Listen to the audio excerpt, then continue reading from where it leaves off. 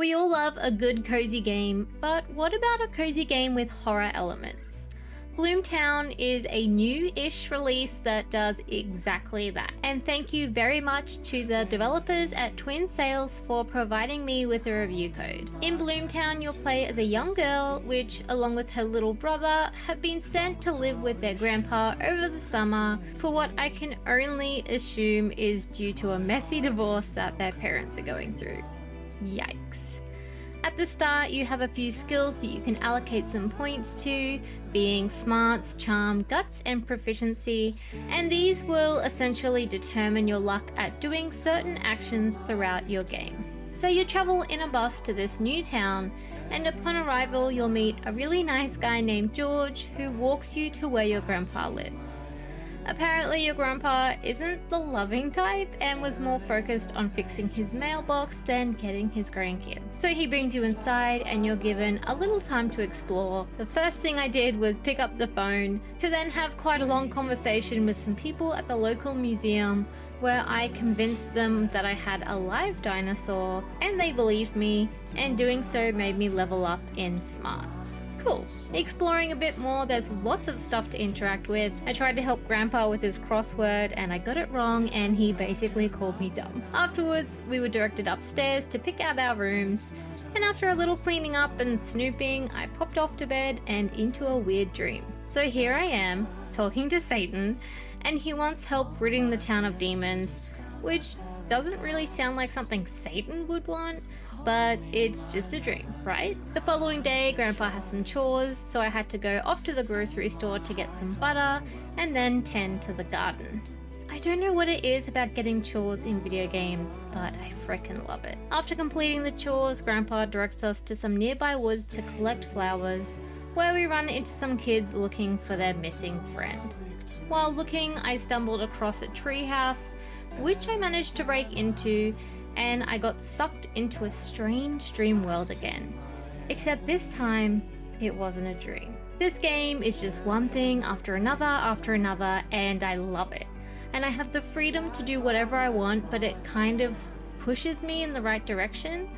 Like, I didn't have to go in that treehouse, and if I didn't roll properly, I wouldn't have successfully broken in either. The way this game makes everything flow naturally is amazing. But back to the demons. So I find a lost girl in this weird kind of demon world, so no wonder she's missing, and I run into a demon. Classic turn-based combat, I one-shot it, and afterwards a door appears for me to meet for the second time with Satan. So here he's kind of like, come on dude, just take me up on my offer. So I accept the contract where I help him get rid of the demons, and in return he grants me powers to help with this task. Not a lot of further detail here, but I'm just directed by Satan to go and save that girl. While trying to do just that, I run into a whole bunch of demons and I get the hell out of there.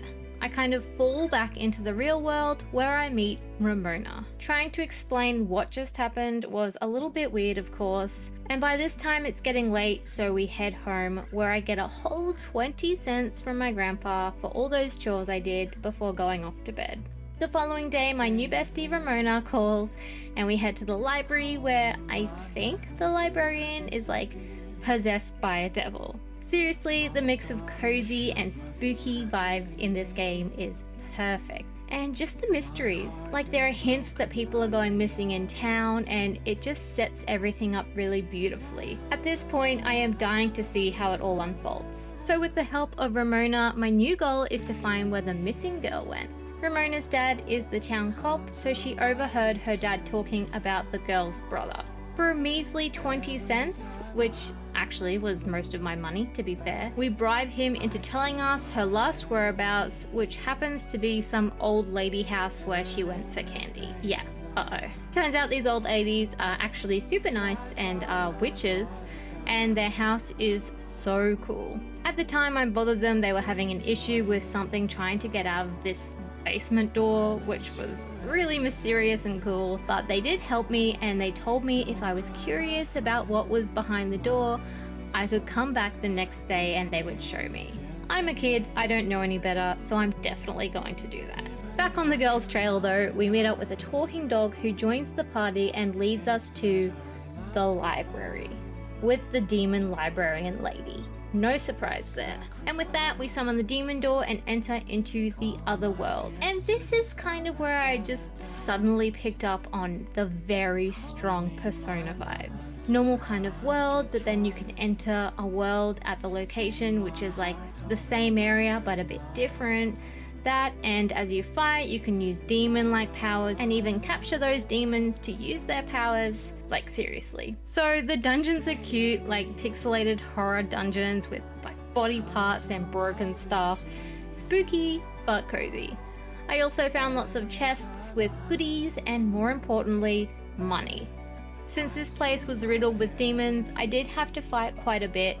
I don't mind the combat, although I did find it getting a bit repetitive even this early in the game, and I mostly would put that down to the fact that I sucked at it. I got to this one fight in this particular dungeon where it was a demon with two blobby things, and I couldn't directly attack them, and my other stuff did not really a lot of damage, so I kept like focusing on the main guy, and then the two blobby things next to him just kept healing him, and I was just making no progress for so long.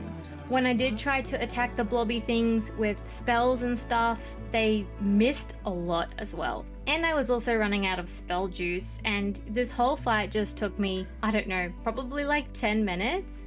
And by the end of it, I think I was pretty over the combat already. To be fair though, I'm not really a turn-based combat person, but yeah, like in this game, it's pretty standard. So I think I got maybe halfway through the dungeon when the group kind of agreed to rest and come back later. Again, some serious Persona vibes. Back home, Grandpa agreed to let me keep my little demon fighting doggy, and the next day he showed me how to make lockpicks.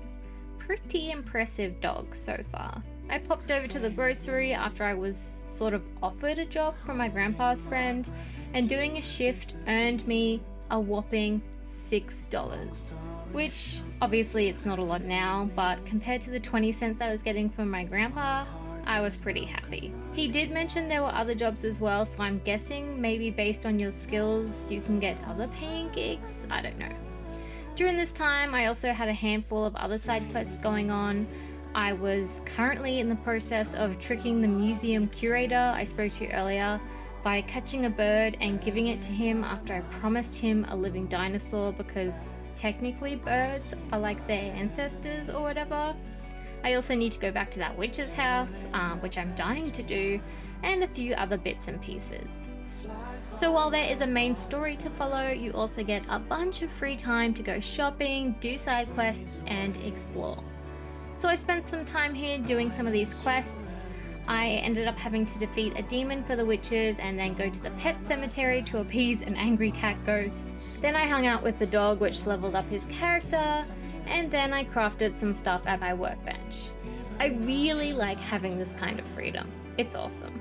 After some nice downtime, I went back to the other world and finished off the dungeon, which ended in a boss fight. Turns out that missing girl was kidnapped, so we rescued her and defeated the demon. So yeah, if you've played Persona before, heavily inspired. I would say it's basically a pixelated version. After this, I finally unlocked a new area to explore, being the farmlands up north, where we got to meet a few new characters and got some new quests. And here is where you also get your second otherworld location, which has a much darker mystery than the first, in the form of murder. So that kind of forms the next main quest. Meanwhile, I was really suffering with the battle here. Some of them just took me so long because I could barely do any damage, and then with the healing, it just was making no progress for me. So I made a choice to hunker down and focus on my characters. I pretty much did a whole bunch of stuff that almost maxed out all of my stats. I did relationship quests for my brother and the talking dog and maxed them out, giving them some really useful perks. I also did quite a few shifts at the grocery store and then used that money to get pretty much the best weapons and armor that I could get. And then while I was at it, I did a few side quests and even got a fishing rod and did some fishing, as well as finally growing some crops. This took me a good while. But the game doesn't rush you at all. There's no like calendar to keep track of how many days are passing, or there's no countdown to how long you have until you need to go finish the dungeon or something like in Persona. So I probably ended up spending weeks in game kind of leveling myself up, but it was so worth it. Going back to the main quest, I had way more spells to use, better perks, and I did way more damage. I went from kind of really hating combat to enjoying it. This new murder mystery quest also gets super interesting. You'll collect evidence, question people, and solve some crime. And there's loads of side quests to do at this point as well. So I'm definitely going to keep playing this game. I'm going to get super OP and I'm going to destroy every demon. I believe there is one more otherworld section to complete in the city part of the game, which I've just unlocked after I finished the farming area. But I am so beyond impressed. The art style is 10 out of 10 amazing. It's beautiful and cozy and it just looks so lovely. The combination of the creep factor and like the cuteness of the game, it just ties together so perfectly. There is so much freedom here too. You can progress the story via the otherworld dungeons, or you can just ignore it for like hours on end like I did and just work to get cash, maybe do some side quests, or even choose to complete the vinyl or fishing collection. You are not pushed at all to go back to the main quest. You can spend as much time as you want grinding and leveling up your character. There's also just so much content and just an insane attention to detail throughout this whole game, both with the art style and the gameplay. I really highly recommend this one. I've had this code to play it for a while and I put it off for a while, and I really wish I'd played it sooner. So if you've played this one, let me know what you think, and thank you so much for watching my video. Bye!